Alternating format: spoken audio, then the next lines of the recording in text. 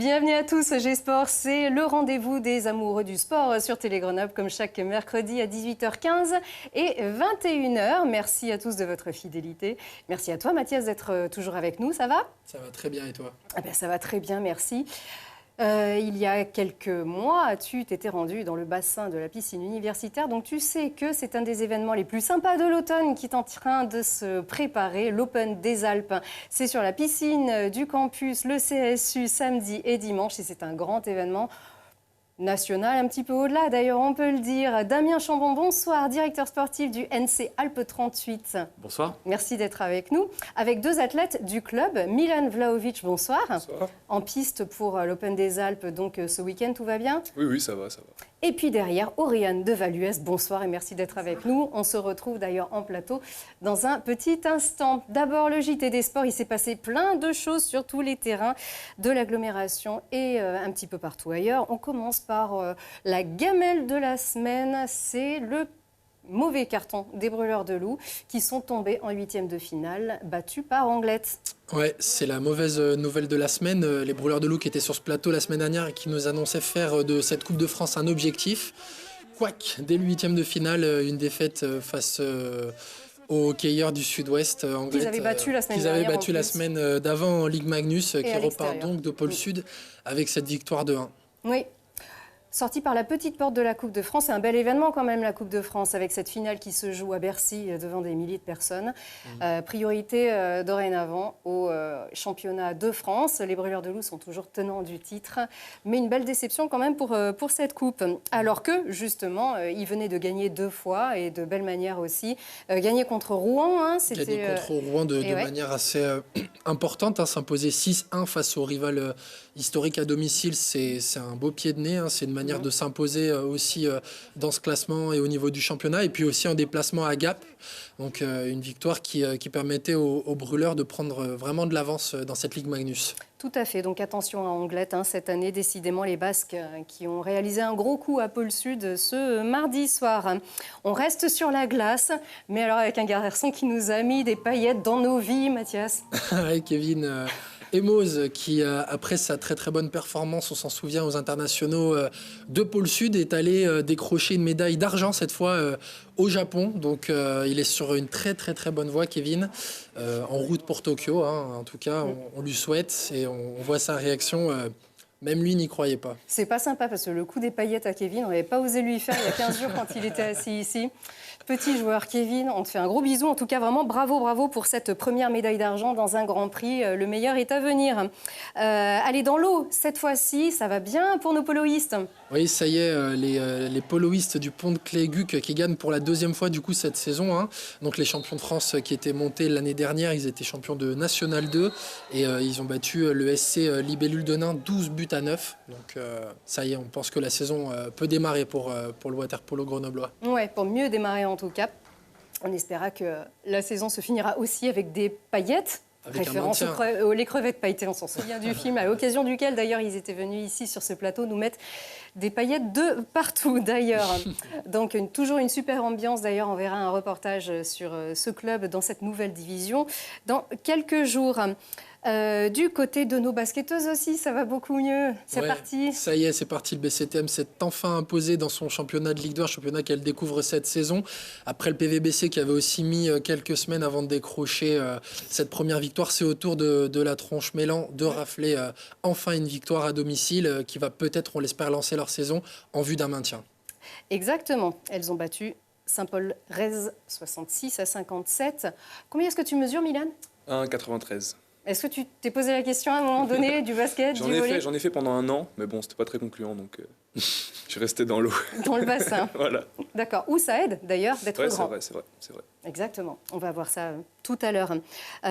Déception pour nos rugbymen du FCG qui ont perdu à Perpignan. C'est jamais facile à Perpignan. C'est jamais facile à Perpignan face à un adversaire qui suit bien le parcours du FCG, qui a été en Pro D2 il y a 2 ans avec eux, en Top 14 la saison dernière. Voilà, donc une défaite en terre catalane qui fait aussi perdre la tête de la Pro D2 à nos Grenoblois, mais on est certain qu'ils vont réussir à se remobiliser dans 2 semaines avec un nouveau démarrage de bloc face à Rouen. C'est ça. Et là, pour l'instant, défaite 20-13, donc à l'extérieur. Pas de bonus cette fois-ci. On en parle avec une des révélations du FCG de cette année, Ange Capozzo, le jeune arrière qui sera là avec Romain Magellan, d'Angers Rugby, ce mercredi. Et puis, pari perdu pour les Yetis, donc en roller hockey, qui tombe à domicile contre le champion de France en titre.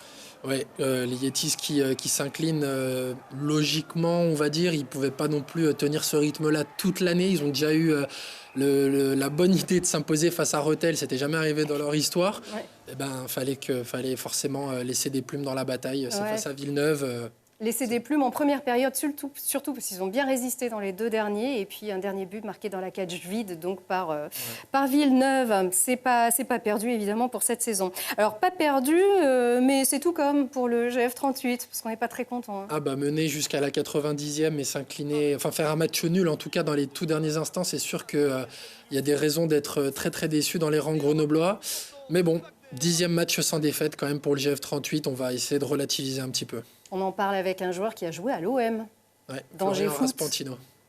Florian Raspantino à suivre aussi ce mercredi. Allez, on a plein de choses à apprendre sur l'événement du week-end avec nos invités tout de suite. Attention, roulement de tambour, l'affiche, elle est là. Le 5e Open des Alpes, c'est samedi et dimanche sur la piscine universitaire à Saint-Martin-d'Air au CSU. Avec alors une nouvelle qui est tombée ce mercredi, Damien Amaury-Levaux ne viendra pas.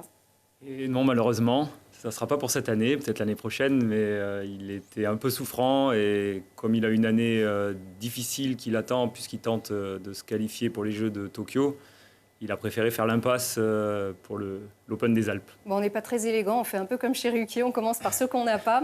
En revanche, ceux qu'on a, ils sont ici, pardonnez-nous, mais c'est déjà pas mal. Effectivement, alors, c'est la 5e édition de cet événement qui a, on peut le dire, acquis ses lettres de noblesse dès sa première édition avec un plateau en or, c'est le cas chaque année, avec des performances, avec du public, avec de l'ambiance.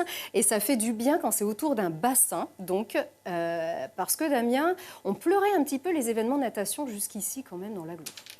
C'est d'où l'idée de créer un événement. C'est vrai que c'est pas facile de créer un événement natation. Les piscines de l'agglo, elles sont pas tout à fait adaptées et aux normes de ce qui est nécessaire pour organiser des grands événements. Mais on a quand même la piscine universitaire qui est un bel établissement. Et il y a 5 ans, on a décidé de se lancer sur un meeting en essayant de faire venir des champions chaque année sur Grenoble et puis de montrer un petit peu la natation sous un nouvel angle un peu plus spectacle.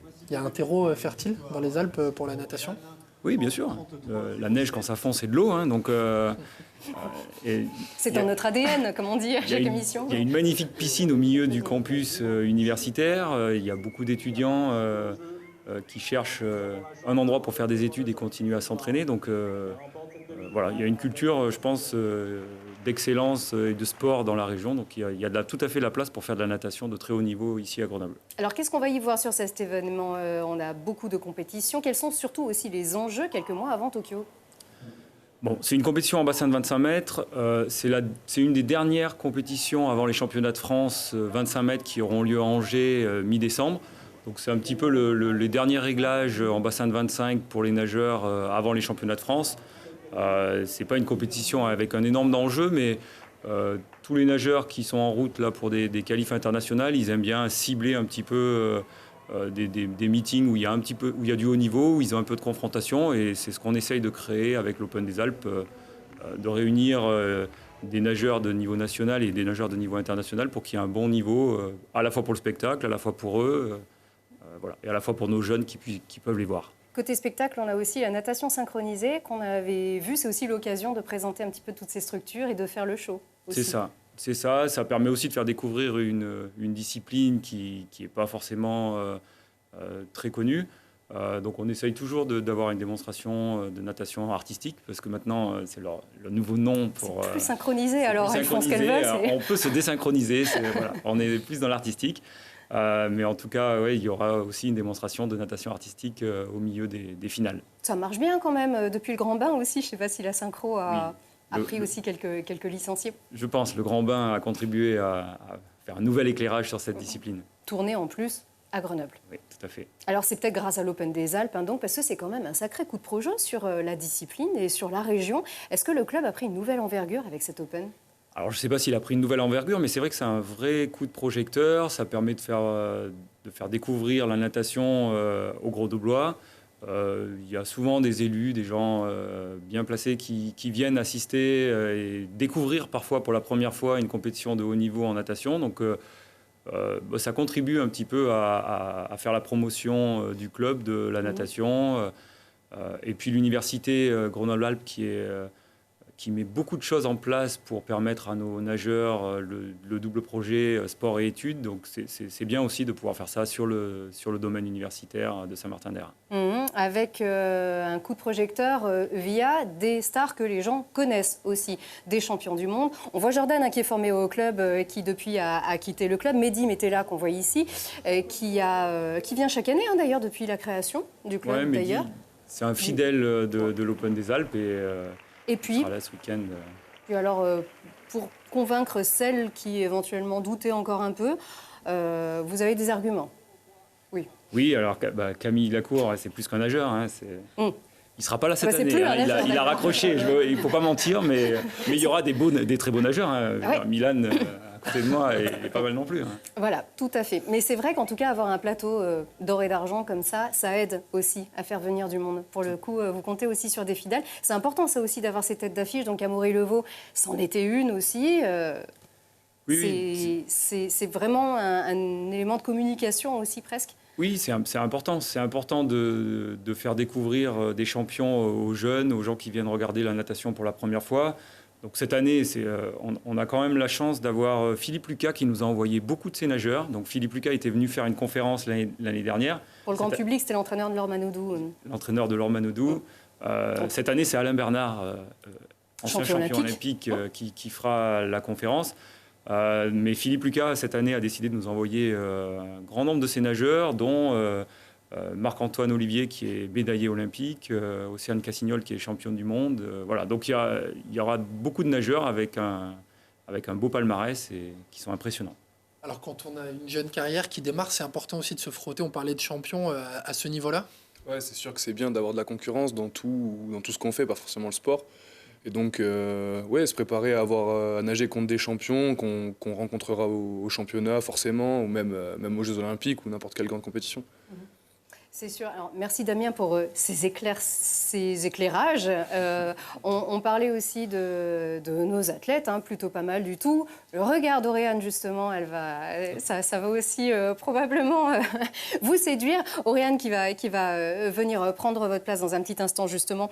Damien, alors... On se concentre justement sur Milan, qui est donc arrivé l'année dernière, en fait, finalement, au club. Après avoir tourné déjà dans pas mal de grands clubs. Tu es originaire de Montpellier ? Voilà, c'est ça, je suis de Montpellier. J'ai passé 3 ans dans les Pyrénées, à Font-Romeu, et donc ensuite Grenoble.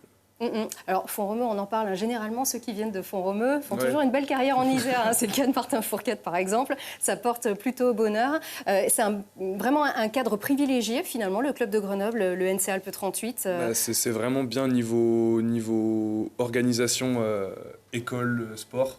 Donc, il y a vraiment des bons aménagements avec la fac, avec tout ça. C'est bien organisé. C'est pour ça que je me suis orienté ici. Tes études, justement, c'est quoi ?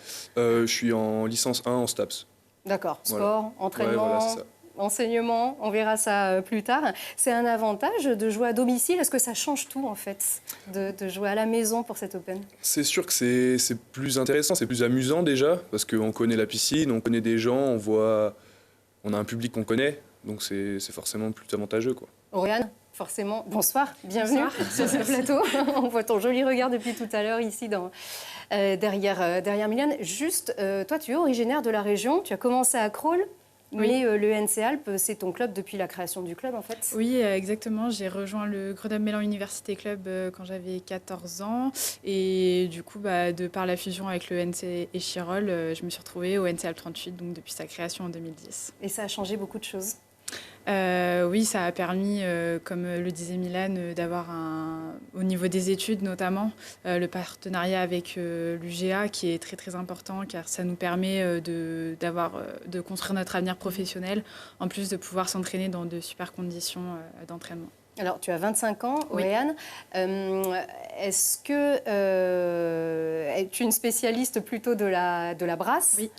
C'est quand même à Grenoble que tu as réalisé, je crois, j'ai trouvé ça dans une stat, que tu as réalisé ton meilleur temps en nage libre. Donc, je ne sais pas si c'est un sur objectif. 50 mètres, oui, c'est possible. C'est ça, le 50 nage libre, oui. Est-ce que c'est un avantage? Du coup, on parlait justement de l'avantage de jouer à domicile. Alors oui, c'est sûr que comme le disait Milan, on nage devant la famille, devant les amis. C'est aussi une compétition qui est plus un show qu'une vraie compétition. Donc forcément, ça, au niveau de l'adrénaline, c'est complètement différent des autres compétitions. Il y a tout pour qu'on puisse faire des bonnes performances pendant cette ambiance de fou Ouais. sur cette Open, vraiment. Franchement, ouais. Il y a des pom-pom girls encore d'ailleurs cette année, je sais pas. Oui, il y a des pom-pom girls, donc cette année aussi. C'est la première fois que j'ai vu ça. Ah ouais, la Ouais, première fois. vraiment. Ah, ça marche bien pourtant Ouais. chez nous. Ouais, ça marche bien depuis quelques années déjà. Et du coup, alors quels sont les objectifs, on va dire, à court et très moyen terme en ce qui te concerne? À quoi est-ce qu'il va t'aider cette Open justement? Alors, vu que ce sera la dernière compétition pour nous avant les championnats de France qui seront dans 2 semaines aujourd'hui, ça va être l'occasion de faire les derniers réglages sur nos courses de prédilection et sur les courses qu'on nagera au championnat de France et de voir un peu où on en est de notre état de forme. Et pour ma part, ce sera de me rapprocher de mes meilleures performances pour faire un petit point avant de commencer la dernière phase d'entraînement. Et d'être vraiment dans le dur aussi. Là, on se teste encore? C'est la dernière fois qu'on se teste, ouais.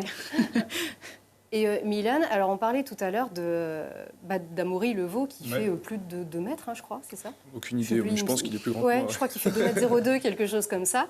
Toi, 1,93 m. Donc, on dit que c'est un avantage, notamment d'être grand dans un petit bassin. C'est avantageux en petit bassin surtout, en fait.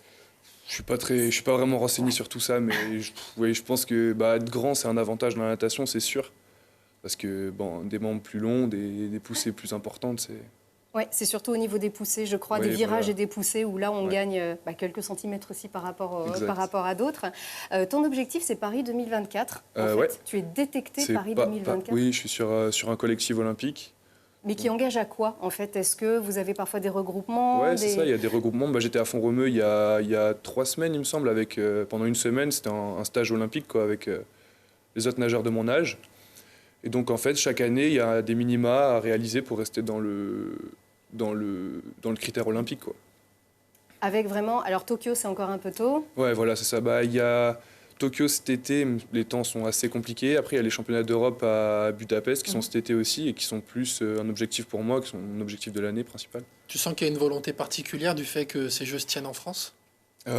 Franchement, moi, ça change pas grand-chose. Mais je sais que ça aide certains parce que c'est plus sympa, mais moi, c'est pas vraiment... Ça change pas grand-chose. C'est facile à compter, puisque tu es né en 2000, donc ça sera à 24 ans, vraiment la maturité. Est-ce qu'on peut rêver aujourd'hui, on peut y croire et bosser vraiment sur ces années, sur ces 4 ans et demi maintenant? Après, les Jeux Olympiques, c'est pas forcément un objectif final parce qu'il y a beaucoup de compétitions entre les championnats du monde, championnats d'Europe. Mais ça marque, c'est ce qui reste aussi tous les 4 ans. Et on est plutôt pas mal, d'ailleurs, on est une des disciplines qui rapporte des médailles, d'ailleurs. Est-ce que d'ici là, on peut... C'est un petit peu ce qui te fait rêver aussi depuis que tu as commencé à nager? C'est sûr, ah oui, depuis toujours. Et pourtant, c'est pas facile de s'entraîner dans l'eau. Moi, j'avoue, je trouve ça super dur de nager. Mais, enfin, pas de nager, mais en tout cas de nager vite et nager longtemps. Tes objectifs perso, du coup, Oriane, de quoi sont faits tes rêves aujourd'hui? L'année dernière, j'ai fini 4e au championnat de France, donc forcément, c'est très frustrant. Podium. Oui, évidemment, je vais viser un podium. Après, comme vous l'avez dit tout à l'heure, on ne peut pas s'interdire de rêver non plus. Donc, une bonne marge de progression encore sur ces quelques années? Ouais, sur ces 2-3 dernières années, une grosse progression, sachant que là, je viens de terminer mes études et que je vais vraiment me focaliser que sur la natation. Je pense que je vais tout mettre de mon côté pour arriver au plus haut niveau. Avec vos entraîneurs, on les a pas cités, Guy Larocca, emblématique, et puis j'arrive... Arkady Vietchanine. Voilà, c'est pour ça. Eh ben, merci beaucoup à tous les deux. On croise bien fort les doigts. On sera là aussi pour rendre compte, on l'espère, de vos podiums et de vos performances. Merci encore à vous deux. Merci. On va retrouver l'Open d'ailleurs dans ton agenda, Mathias. Tout à fait. Regardez ça.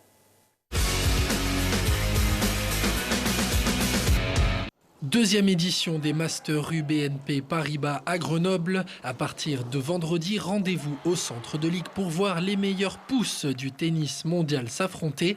Et les Américains remettront cette année leur titre en jeu. Samedi 5e édition de l'Open des Alpes dans le Grand Bassin sur le campus, du spectacle et des nageurs de haut niveau. Samedi, amateurs et moins amateurs se donnent rendez-vous au circuit de Crawl pour la première étape du championnat régional de karting. Et puis dimanche, première étape des Winter Trail à Champs-Rousse avec une escale qui devrait ravir les amoureux de la montagne avec 2 distances possibles, 8 et 16 km. Variés ces événements, merci beaucoup Mathias. Merci encore au NC Alpes 38, un très très bel Open des Alpes à vous, c'est samedi et dimanche à la piscine universitaire de Saint-Martin-d'Air. Et merci Mathias à toi et à vous, à très vite.